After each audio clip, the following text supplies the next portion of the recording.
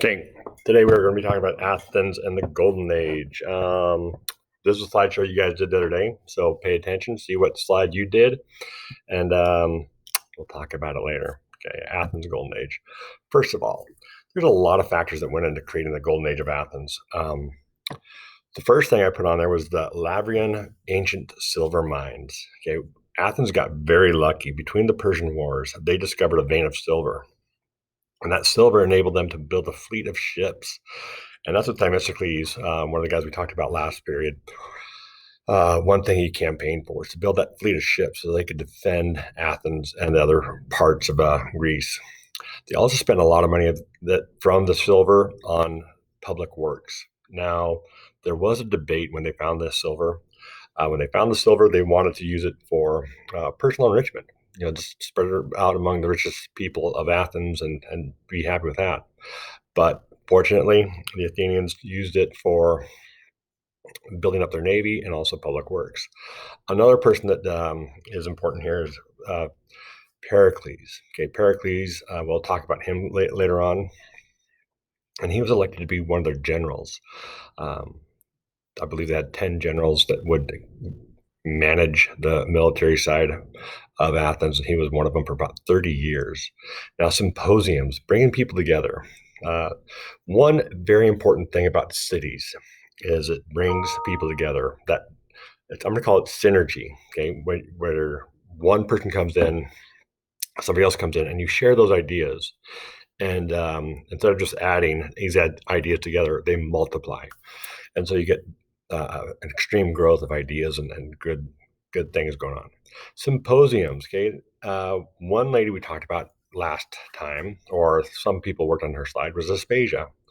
Okay, and Aspasia, she came from Miletus. She was an educated Greek woman, and she did not live her life like a traditional Greek woman. She did have a school for girls. She did entertain people at her symposiums or at this salon that she had. But Socrates admired her. Pericles admired her very much. Plato wrote very good things about her. Now, there were some people that hated her. And so there were some very nasty things about her, too.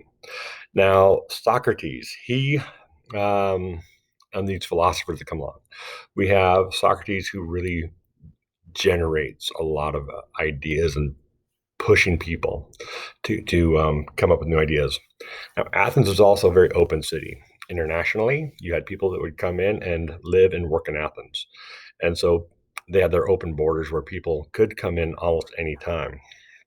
And so that vibrant urban democracy, bringing people in, different ideas mixing together, creating that synergy, the wealth that's being plugged into public projects, all those things helped Athens out quite a bit.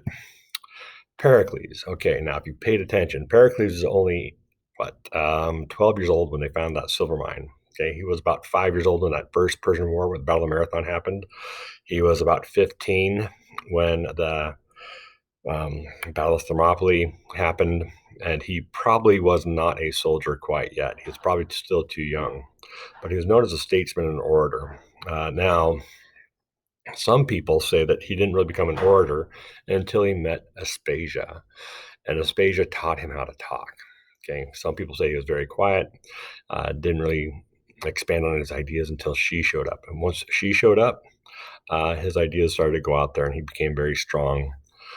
He was a proponent of democracy. He promoted the liberal arts, or arts, literature, and philosophy. Now, the other thing he did is he increased Athens' power by the Delian League. We'll look at the Delian League coming up down in a little bit. But when you look at the Delian League, that's also probably the same thing. So I'm going to call it a two-edged sword. Okay, it benefited Athens, and it also cost Athens a lot. It ended up not doing well for Athens. Okay, next week or later on this week, we'll look at the Peloponnesian War, and we'll see how the Delian League led Athens into the Peloponnesian War and into Athens' downfall. Now, part of that Delian League and Peloponnesian War led to a plague in Athens, and we'll talk about that. And that actually led to Pericles' death. He died of the plague. And kind of ironically, a lot of his strategies contributed to his own death. Aspasia of Miletus. Okay, now we do not have great information about her. Her death dates range from about 429 to about 401 BCE. So there's about a 28-year difference on death. Now, one thing I saw is I saw a quote from her to a man named Xenophon. Now, Xenophon was born about 430 BCE, and she was asking him questions when he was married. So that would put it, I'm guessing, about, well, typically men in Athens got married about age 30. So that could be as close as 401 BC. But anywhere from 420 to 4, or 410 to 401 BC, I think Xenophon would have been married. So that I tend to put her death date closer to that turn of that century mark. Okay. Now she was a medic, which means she could not marry. Now she did have a kid with Pericles, and she named that son Pericles. But she was very educated and beautiful. She moved to Athens when she was about what? How old would that be? About 25 years old. She was very social. Socrates gave her credit for developing his rhetoric skills, his ability to speak and debate. She made Pericles a great orator, according to a lot of people. And people either loved her or hated her. And the people that hated her really wrote some really nasty stuff about her. So when you see things about her, you got to ask, why does she have such a broad diversity of opinion about her? Now, she ran some sort of salon. Now, that salon did entertain people, but it also was an educational facility for young women. Okay, and she contributed to that enlightened attitude of the city, and so she brought people in. There's a picture of her there where she shows, um, or they show her entertaining artists and philosophers. Now, the Parthenon. During that second invasion in 480 BCE, 479 BCE, the original Parthenon was destroyed by the Persians. And so when Pericles came into power, part of that public funding that he put out there was to build a new Parthenon. Now, this is that new Parthenon. This Parthenon, even in ruins, I believe it's one of the prettiest buildings I've seen. Um, it is amazing, the architectural tricks they do with this too, and I'll mention a few of them. But it's dedicated to Athena, okay? And they actually put the ropes that tied um, Xerxes' floating bridge together. They put the ropes that were both probably over a mile long. They brought those down and stored those in the Parthenon. There's a treasury in the Parthenon as well. Now, it's built on the Acropolis. The Acropolis is a big plateau in the middle of Athens, and that is where they had their public religious buildings. And so they built this on top of the Acropolis. It's also where they had a fort, I believe. And so people could see this Parthenon from all over the place. Now, Athena, the goddess there, that is a recreation. That goddess has or was destroyed and dismantled a long time ago, but this one is a recreation, I believe, in Memphis, Tennessee, I think. Now, part of the funds that they used to build this Parthenon was from the Delian League.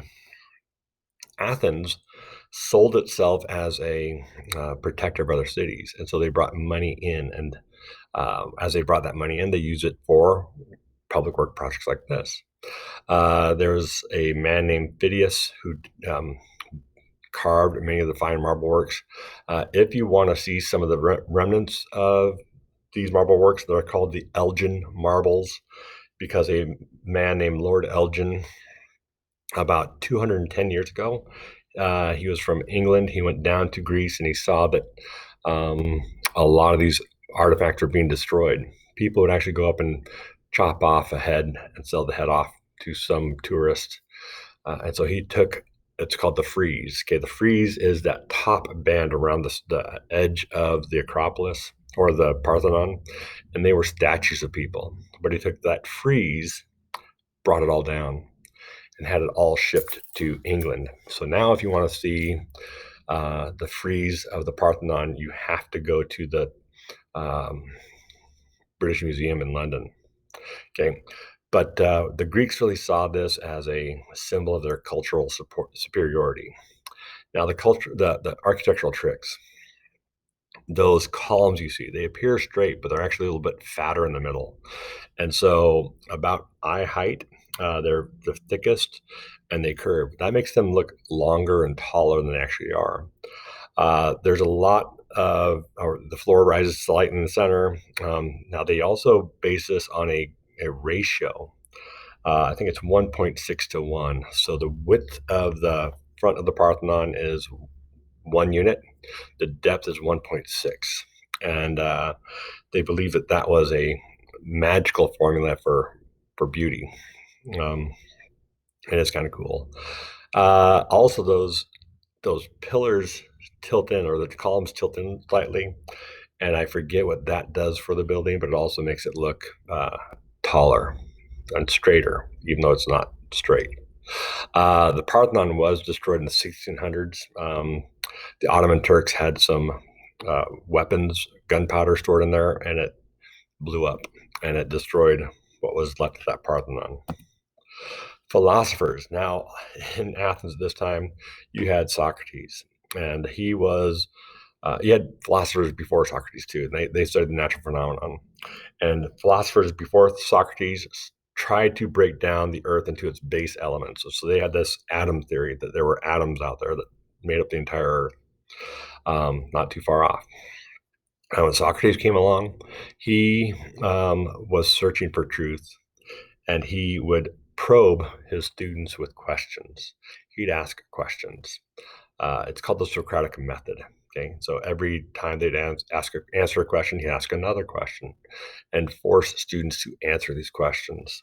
One of his students was Plato, and Plato went on to study ethics, virtue, and justice. Plato also told us about the city of Atlantis. There's different writings that Plato had. There are no writings of Socrates, but Plato wrote quite a bit, and some of those writings are lost. One of his other students was this guy named Xenophon, and Xenophon goes off to write his own histories. Now, from Socrates, you have these other different philosophical schools. And so different groups will rise up out of the teachings of Socrates and start to explore the meaning of life, where life comes from, where the earth comes from, what our earth is made of, everything. Now, the Delian League. Okay, this was that alliance of Greek cities to defend against Persian attacks. Okay, and they started at about 478 BCE. Now, the Persian Wars, even the last Persian War in Greece was about 480. Athens did use the Delian League to attack Persia in different areas. In fact, they attacked Egypt about 454 BCE. They lost that, but I think that was the last battle of that Persian War era. Now, they brought together 300 Greek city-states. Okay, again, Greece was not unified. They were different city-states. So they brought together 300 city-states that would essentially pay Athens for defense. They could provide money or ships or timber, grain, anything else, but they found it easier just to pay Athens to run their military league. And so that's what happened. So Athens became very, very wealthy for this. They also became very powerful. And that brought them into the view of the Spartans. Okay, because the power of Athens tended to grow and grow and grow, and that made the Spartans a little bit nervous because Sparta was, seeing some of their power wane. We'll talk about that later on this week. Now, piracy. Piracy is where you rob things on the high seas, and that was basically eliminated during the Delian League. Also, the growth of trade erupted. Cities could trade quite a bit during the Delian League, and all those things will help benefit the entire country or area of Greece, that Aegean area, because they're providing trade, providing jobs. They are exchanging ideas with those. They are free to trade and not worried about losing money when there's no pirates. There's a nice little coin there showing the Athenian owl, the symbol of Athens or Athena. Okay, question for you today. How do you measure the success of a civilization? I do want to hear you guys talk about this. If you are not in school, I'd like to see what you write about it. We'll talk to you guys later.